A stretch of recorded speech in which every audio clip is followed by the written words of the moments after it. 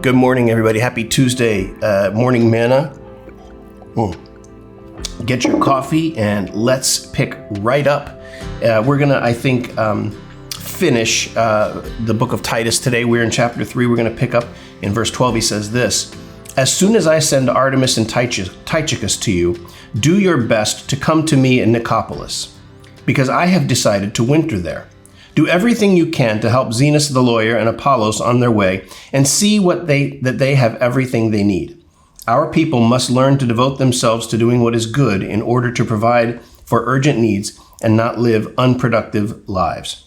Verse 15, "Everyone with me sends you greetings. Greet those who love us in the faith. Grace be with you all."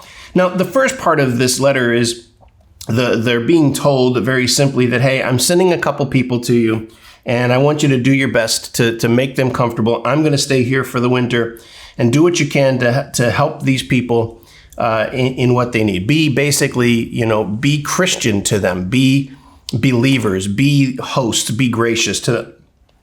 But then he says something that's really interesting. He says in verse 14, our people, now he's talking about us, believers, our people must learn.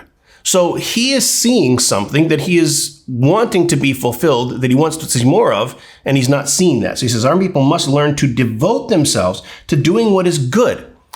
And that leads us to believe that what he saw was not happening, that he wasn't seeing people devoted to doing what was good. And rather than, he doesn't just come up and encourage them, he's encouraged them through other parts of this letter. But this is kind of a little dose of reality. Hey, you're not getting this. You're not doing this right. And I need to see more of that. So he encourages the leaders there in Titus. He says, our people must learn to devote themselves to doing what is good. And then he says, why? In order to provide for urgent needs and not live lives that are unproductive. See, man, when we focus on things that are not heavenly valued, when we focus on things that are not of kingdom value, that really in the end, it winds up being unproductive. And it doesn't mean that we have to not go to work and we shouldn't just, sell everything that we have and only focus and only go to church every day. First of all, there's not something happening every day. And so you can't do those things. But the reality is this.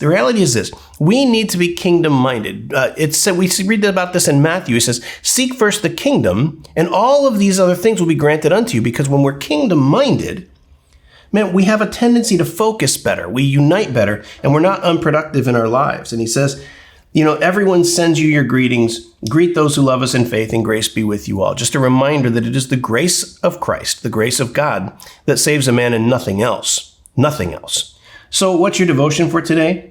Well, be kingdom-minded. Be thinking of the things that value the kingdom over yourself or your current situation or anything. Be kingdom-minded and watch what happens through the rest of your day.